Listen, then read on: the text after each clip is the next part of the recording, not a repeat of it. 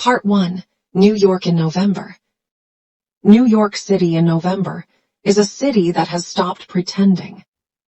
The summer's performance is over. The rooftop bars and the outdoor tables and the general collective insistence that this is a beautiful place to be alive. November strips all that away. The light goes flat.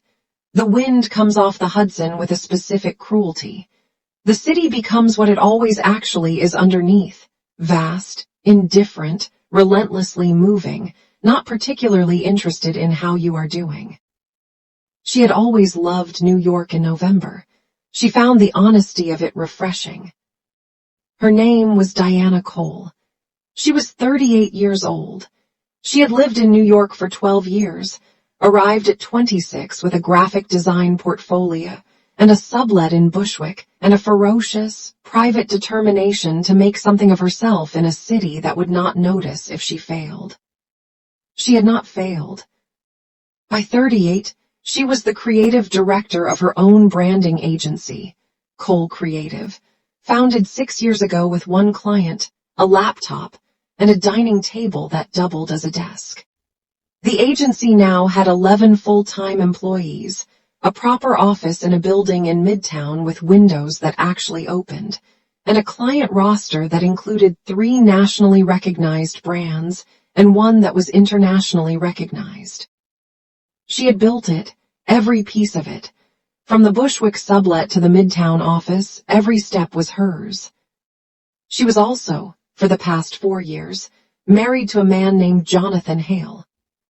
And on a Tuesday evening in November, riding the elevator up to their apartment on the Upper West Side, she was thinking about none of this.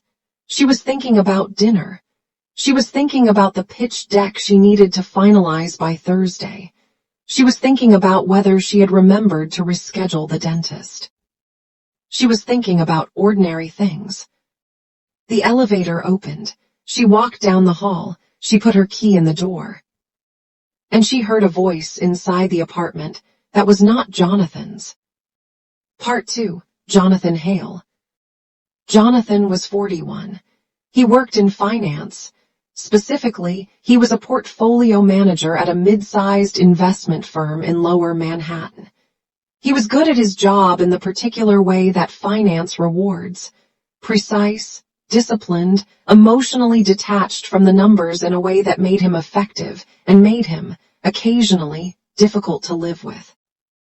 He was handsome in a maintained way. The kind of man who ran 5 miles every morning not out of enjoyment, but out of the same discipline he applied to everything else.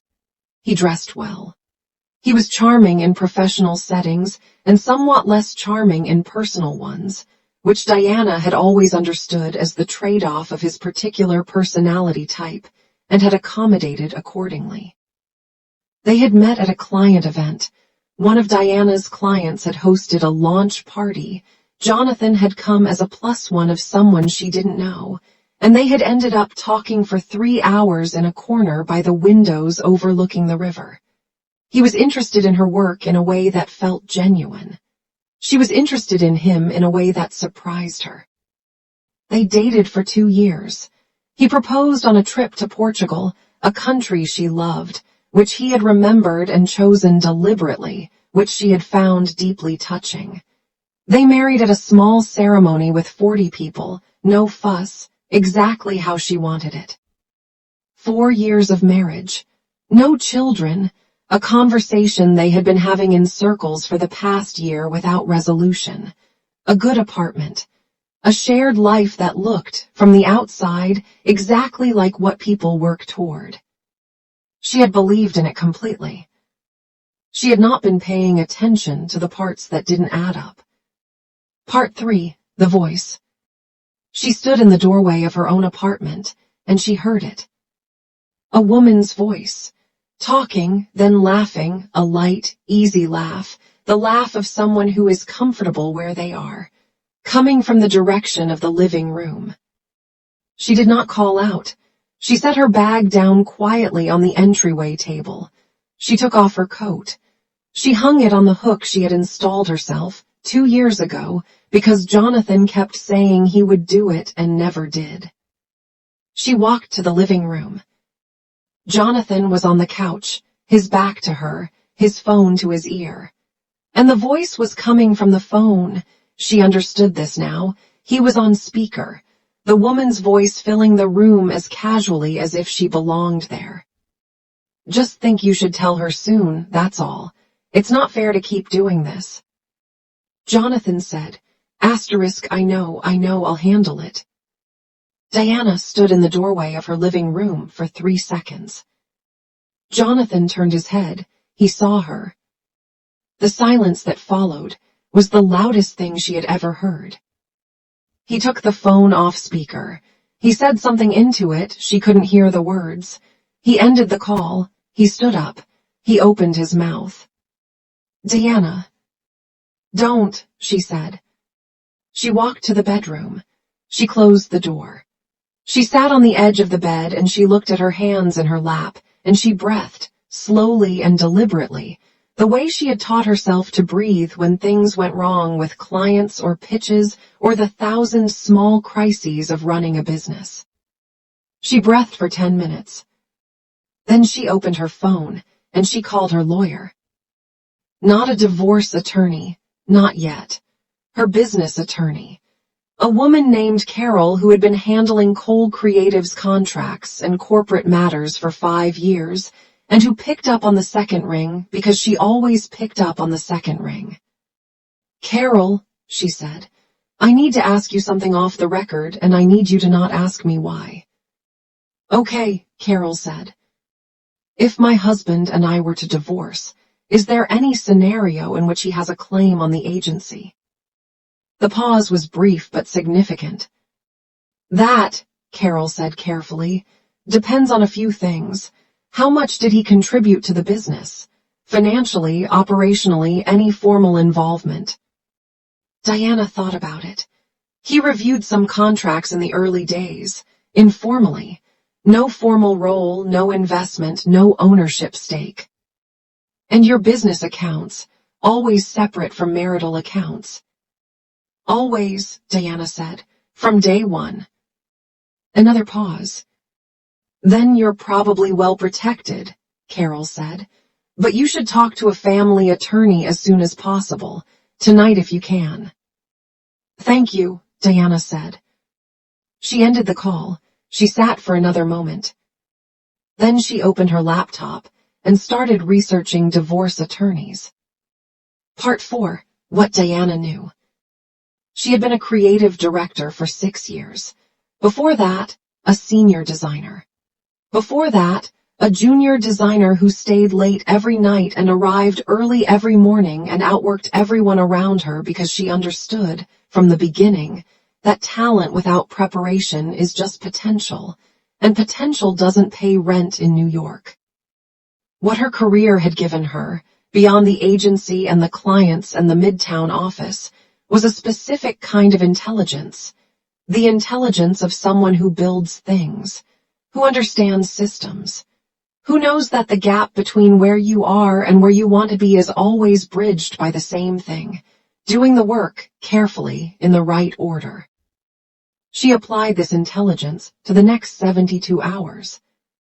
She did not confront Jonathan that night. She slept in the guest room, which required a conversation, brief and cold, in which she told him she needed space, and he told her he could explain, and she told him she was not interested in an explanation at this moment. He slept in their bedroom. She did not sleep much at all. In the morning, she went to the office early. She sat at her desk with coffee and a legal pad, and she wrote, in the organized way she approached every project, everything she needed to do before she was ready to have the conversation that would end her marriage. The list had 7 items on it. She worked through all 7 over the next 3 days. Item 1, * find a divorce attorney. She had done her research the night before. She called 3 firms in the morning, all recommended by Carol, all with strong records in high-asset divorce cases. She had appointments with 2 of them by the end of the day. She chose the second one. Her name was Renata, 52, sharp, the kind of attorney who listens for 30 seconds and then asks the one question that gets to the heart of everything. Diana liked her immediately. Renata's first question, after hearing the broad outlines, "What does he know about your business finances?" "Less than he thinks," Diana said. Renata almost smiled. Item 2. Document the agency's independence. Cole Creative had always been structured as a separate legal entity from their personal finances. Diana had been meticulous about this from the beginning, not because she anticipated divorce, but because she was a businesswoman who understood the importance of clean financial structures. The business had its own accounts, its own tax filings, its own paper trail that clearly predated the marriage and clearly excluded any marital funds. She pulled together 5 years of corporate documentation and sent it to both Carol and Renata. Renata reviewed it and used the same word Carol had, well protected. Item 3. Understand the marital assets. Their apartment was jointly owned, purchased 3 years ago, with a down payment they had split equally, a mortgage in both names. She had put in more of the renovation costs, which she had documentation for. The equity was significant. Their joint savings account had a substantial balance, money they had both contributed, roughly equally over 4 years. Jonathan had investment accounts through his firm. She knew they existed, but had limited visibility into their value. Renata told her what documents to request and how to request them. Item 4. Find out who the woman was. This was the item she had hesitated over the longest. She did not want to become someone defined by obsession. She did not want to spend her energy on a person who was not the central issue. But she was practical, and practically speaking, knowing who this woman was, whether she was a colleague, a client, someone with a connection to Diana's professional world, mattered. It might matter to the divorce proceedings. It might matter to Diana's own decisions about what came next. She hired a private investigator. She found one through Renata, who maintained a list of investigators she trusted for exactly this kind of work. She gave the investigator Jonathan's work schedule, his known routines, the phone number that had called that night. She had memorized it from the brief moment it had appeared on his screen. She told the investigator she needed the basics. Who, how long, whether there were any connections to Diana's professional world. She had the basics within a week. Part 5. The woman. Her name was Priya Anand. She was 35. She worked in finance, not at Jonathan's firm, but at a competing firm, also in Lower Manhattan. She and Jonathan had apparently met at an industry conference 18 months ago. 18 months. Diana sat with that number for a while. 18 months was not a recent lapse in judgment. 18 months was a decision, sustained and repeated over a year and a half, through vacations they had taken together, and dinners with friends and Sunday mornings that she had believed were ordinary. The investigator noted, in her report, that Priya appeared to be unaware that Jonathan was still presenting himself as fully committed to his marriage. Several indicators, social media posts, a comment visible on a mutual contacts page suggested Priya believed the relationship was progressing toward something more formal. The woman on the phone had said, "It's not fair to keep doing this." Diana thought about that. She thought about Priya, who was apparently being strung along by the same man who was stringing Diana along, from different directions. She made a note. She was not sure yet what she would do with it. Part 6. The confrontation. 10 days after she heard the voice in her living room, Diana sat down with Jonathan. She had chosen the timing deliberately. It was a Saturday morning, he had nowhere to be, no excuse to cut it short. She had made coffee. She had sat across from him at the kitchen table where they had eaten 1,000 breakfasts, and she had placed between them a single piece of paper.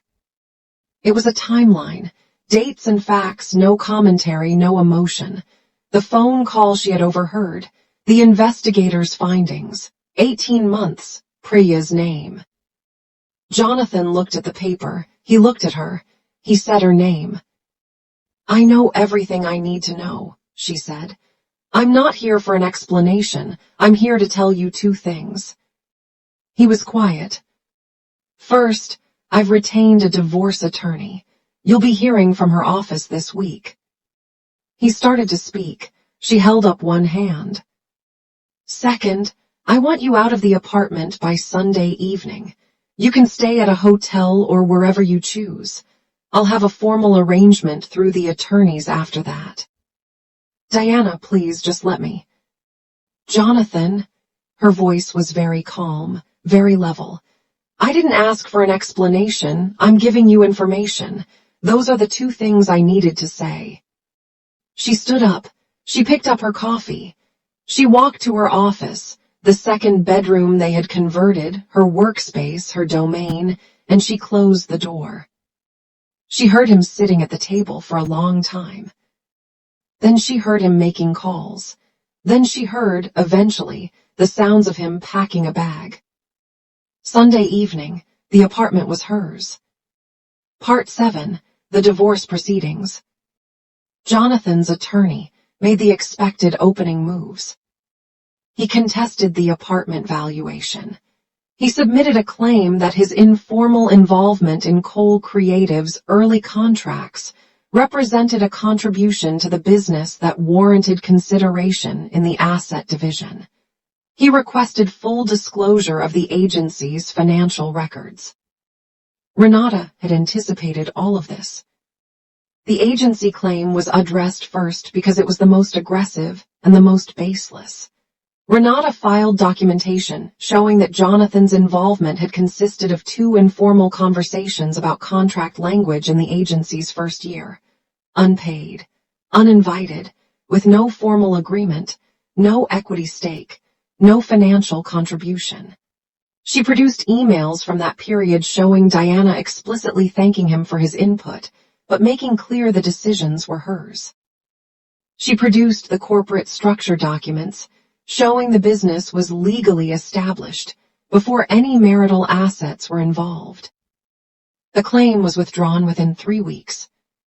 On the apartment, they had both contributed equally to the down payment, but Diana had documentation showing she had paid 61% of the renovation costs over 3 years. Renata filed this documentation as a basis for an adjusted equity split. On the joint savings, straightforward equal division with one adjustment, Jonathan had made 3 cash withdrawals over 18 months, totaling just over $9,000, that corresponded, in timing, to the period of the affair. Renata filed these as potentially dissipated marital assets and requested accounting. Jonathan's attorney, faced with this, advised Jonathan that the savings adjustment was a losing argument. Jonathan conceded it.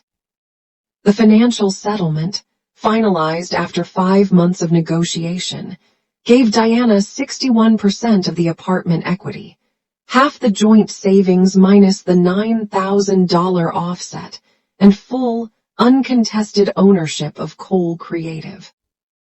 Jonathan moved into a rental in Hoboken. Part 8, what she did about Priya. This requires careful telling. Diana had thought about Priya more than she expected to. Not with anger toward her. Her anger was directed at Jonathan, who had made the vows and broken them, not at a woman who had apparently been misled about the situation she was in. The investigator's assessment had been clear. Priya did not know the full picture. She had been told, apparently, that Jonathan's marriage was effectively over, that he was in the process of leaving, that the relationship was already dead in everything but paperwork. She had been waiting for the paperwork. She had been lied to too. Diana sat with this for a long time. She was not obligated to do anything about it. She could have proceeded with her divorce, let Priya eventually discover the truth on her own, and moved on. This was, arguably, the cleanest option, the path of least additional complexity. But she kept coming back to the phone call. It's not fair to keep doing this. Priya had said that. Priya had been asking him to be honest. On the day the divorce was finalized, Diana sent Priya a message. She had found her professional contact information. Priya's work email was on her firm's website. She sent a single, brief message. She identified herself. She said that she wanted Priya to know the divorce was now finalized, not because she owed her anything, but because she thought Priya deserved accurate information to make her own decisions with. She said she had no interest in Jonathan's future relationships and no desire to interfere with them. She wished her well and said she would not contact her again. She sent the message, and she did not think about it after that. She never heard from Priya. She does not know what Priya did with the information. She doesn't need to know. Part 9. The Professional World. Here is where the story becomes something different from a private divorce. Cole Creative operated in the New York branding and creative industry. It was a specific world, smaller than it appeared. Built on relationships and reputation, and the kind of trust that creative clients extend to agencies they believe understand them. Diana had spent 12 years building her standing in that world. Jonathan operated in finance, a different world with different rules, different networks. The two worlds overlapped in one specific place, client events. The kind of events that Diana's clients hosted and that finance professionals attended.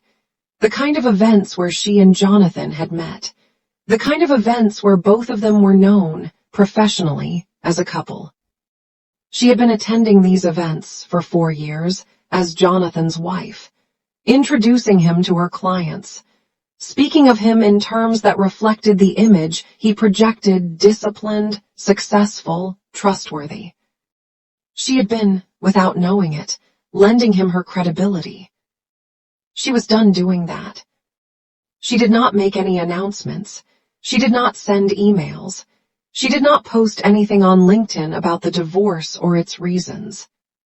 What she did was far simpler and far more effective. She started attending events alone, and when people asked, as people in professional networks always ask, she told the truth. Not elaborately, not with anger or drama, just plainly. Jonathan and I divorced earlier this year. Oh, I'm sorry. What happened, if you don't mind me asking? He was having an affair. I found out. We divorced. That was it. No additional detail. No campaign. Just the truth in the same professional tone she used to discuss anything else. In the New York professional world, this was sufficient. Jonathan had built a portion of his professional social network on his association with Diana, on being the husband of the woman who ran Cole Creative, on attending her industry events, on the reflected credibility of being married to someone respected in her field. Several of his firm's clients had come to him through connections Diana had made. When those connections learned the reason for the divorce, the warmth that had been extended to Jonathan through Diana cooled. Not through any organized effort, just through the same mechanism that operates everywhere. People updated their understanding of who he was and adjusted accordingly. One client, a company whose CFO Diana knew well through a years-long professional relationship, moved their investment management account from Jonathan's firm to a competitor. The CFO sent Diana a brief email saying he hoped she was well and that he had always admired her work. She thanked him. She did not ask about the account. She did not need to. Part 10. The Agency. Cole Creative had its best year the year of the divorce. Diana has never claimed a direct connection between those two facts. She is careful about this. The agency's growth was the result of work, of her team's talent, of good client relationships built over years, of pitches that landed and campaigns that performed. The business grew because the business was good. But she also acknowledges that going through the divorce made her work harder. Not out of distraction. Distraction was the enemy of what she did. Out of clarity. Out of the specific, energizing focus that comes when you have stripped away the performance of a life that wasn't fully real and are left with only the things that actually belong to you. The agency belonged to her, every piece of it. It had always belonged to her. And in the year after the divorce, she built it with a ferocity that surprised even herself. She brought on a fourth major national brand as a client. She hired 2 senior designers who had been on her wish list for over a year. She opened a conversation about a potential acquisition that she had been quietly nurturing for 2 years, and that, by the following spring, would close successfully. She was 38 years old, and she was running the most successful version of her company that had ever existed. Jonathan had tried to claim a piece of it. He had failed. She thought about this occasionally, not with bitterness, but with a kind of quiet satisfaction. He had looked at what she built and thought he deserved part of it. He had not understood, apparently, that everything she had was the result of work he had never contributed to, that the agency was the most honest record of who she was, and it was entirely hers, and it would remain entirely hers, and the attempt to claim otherwise had simply demonstrated how little he had understood about her all along. Part 11. His reputation. Jonathan did not lose his job. This is important to say clearly. He was a competent portfolio manager, and his firm had no grounds to terminate him for personal conduct. He kept his position. He kept his salary. He continued his career. What he lost was harder to quantify and harder to rebuild. He lost the professional network that had run through Diana. 12 years of relationships she had built, contacts she had cultivated, industry events she had attended. All of that had been accessible to him through their marriage, casually, as a natural benefit of being her husband. That access was gone. He lost the version of himself that existed in the minds of the people who had known them as a couple. That version, the trustworthy partner of a well-respected creative director, the stable and dependable husband, was replaced, in the minds of anyone who asked and received Diana's honest answer, with a more accurate version. He lost Priya, from what Diana later heard through a mutual professional contact. Priya had apparently not responded well to learning the full timeline. This was, Diana reflected, the logical outcome of choosing to deceive 2 people simultaneously and assuming neither would compare notes. He lost the apartment he had expected to keep, or at minimum keep a larger share of. He lost the $9,000. He lost the ability to make a credible claim on a business he had contributed nothing to. He moved to Hoboken. He continued his career. He was not destroyed. But the life he had in New York, the specific life built partly on Diana's foundation, partly on the image she had helped him project, that life was gone. What remained was smaller and more accurately his own. Part 12. The apartment. The apartment sold 8 months after the divorce. The Upper West Side market was favorable that year. It sold above asking price, within 2 weeks of listing, to a young couple who walked through it twice and made an offer the same day. Diana accepted without negotiating because the number was already more than fair and she wanted it done. Her share of the equity, after the mortgage payoff and adjusted for her greater renovation contribution, was just over $300,000. She used a portion of it as a down payment on a new apartment, smaller, just for her. in a building in the West Village that she had walked past for years and always thought, someday.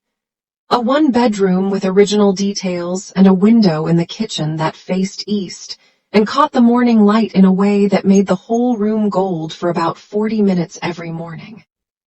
She bought a dining table that she chose entirely for herself, round, oak, slightly too large for the space, which she had decided she didn't care about. She had coffee at that table on the first morning in the new apartment, and she watched the light come through the kitchen window and she thought, with a clarity that surprised her, this is exactly right. This is exactly the size of life that is actually mine. Not smaller than before, not diminished, accurate. The performance was over. The honest version had begun. Part 13, What She Said. About a year after the divorce, Diana was invited to speak on a panel at an industry conference. The panel was about building a creative business in New York, the practical realities of it, the mistakes people make, the things nobody tells you when you're starting out. She was asked to speak because she had done it and was considered to have something useful to say. She talked about the agency, about the early years, about the specific challenges of building something in a city that is always trying to talk you into a different definition of success.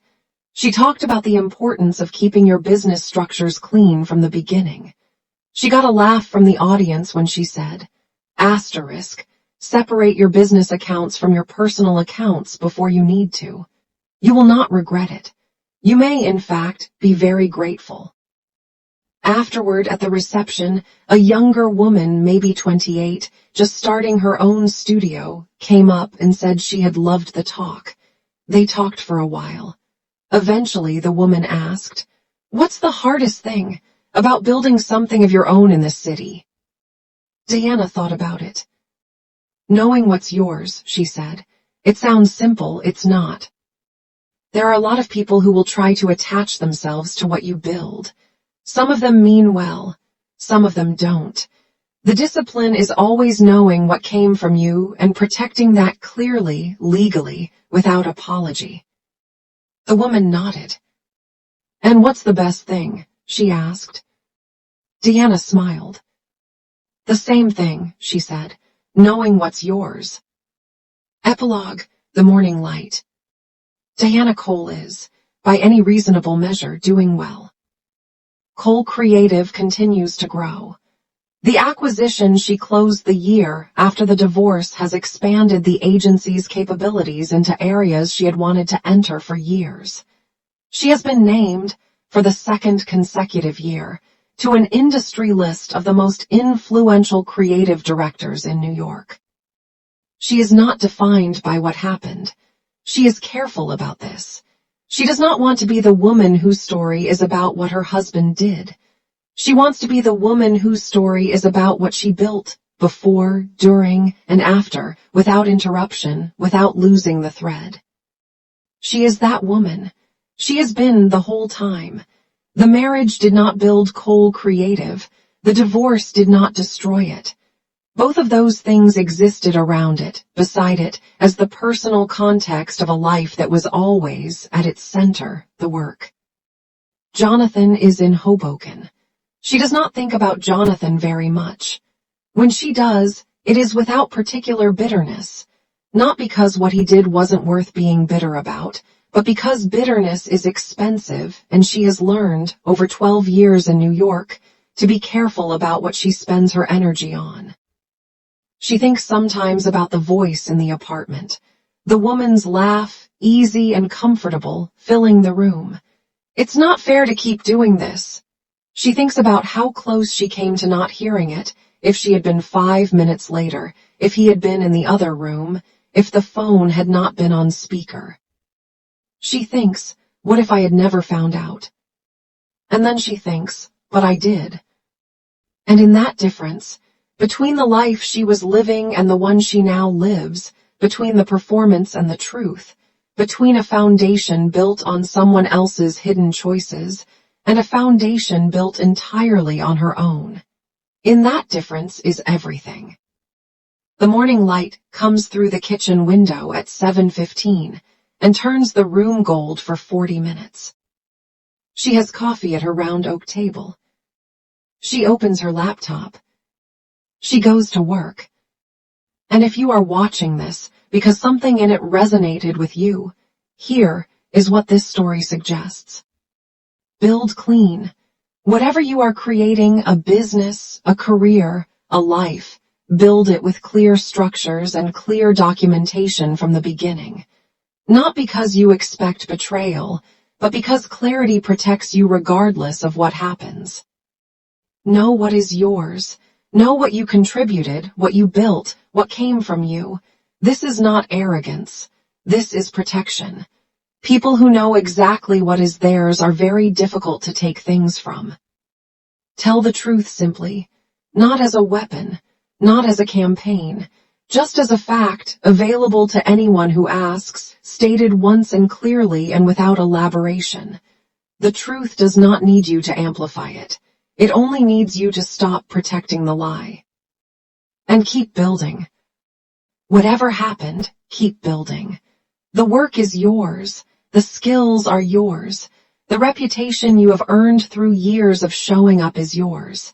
None of that goes away because someone else made choices you didn't know about. Diana built Cole Creative in a sublet in Bushwick with a laptop and a dining table. She built it before Jonathan. She built it through Jonathan. She built it after Jonathan. It was always hers. It will always be hers. That is the whole story.